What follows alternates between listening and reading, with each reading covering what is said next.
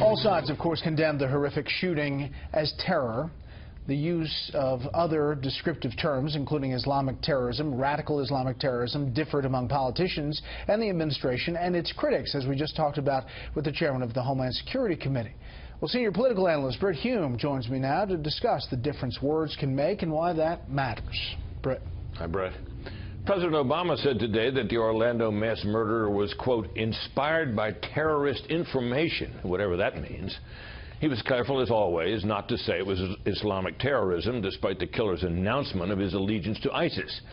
But if there were ever an attack that could be traced to Islamic beliefs, it was this atrocity carried out against a nightclub frequented by gays. Consider this. So strong are Islam's prohibitions against homosexuality that in numerous Muslim countries, including Saudi Arabia, Afghanistan, Yemen, and Iran, homosexuality is punishable by death. As for ISIS, it routinely executes men for being gay, sometimes by throwing them off rooftops. One question raised by this weekend's massacre is how inspired would Omar Mateen have been by ISIS if it did not appear to him that this murderous group was on the march in the ascendancy and looking like a winner? How inspired would he have been if ISIS were instead visibly on the way to annihilation? That state of affairs seems hard to imagine when the one nation most capable of bringing it about is led by a man who went so far yesterday as to tell his horrified fellow citizens that they need the, quote, strength and courage to change in their attitudes toward gays. As for Islam and its attitude toward gays, he said not a word. Brett?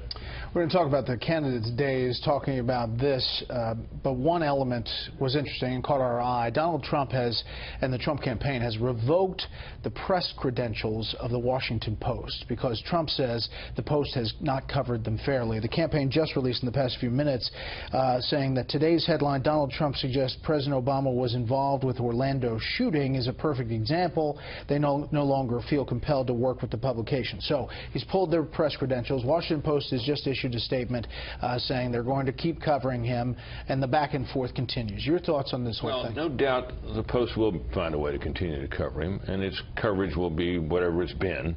It's something that most politicians learn to live with. It's like the weather. There's not much you can do about the press. This makes news, however, on a day when Hillary Clinton was seeming to change her tune after Trump had demanded she do so by saying she's willing to use the term Islamic extremism, Islamic terrorism. Trump reiterated today in a serious, thought-out speech his positions on terrorism. This is an issue, this attack, that probably, at least in the near term, will help him. So the question arises, why would you step on it by getting into a big public fracas with one of the newspapers you're covering when such tactics, pulling credentials and the like, have never done any good? More with the panel. Britt, as always, thank you.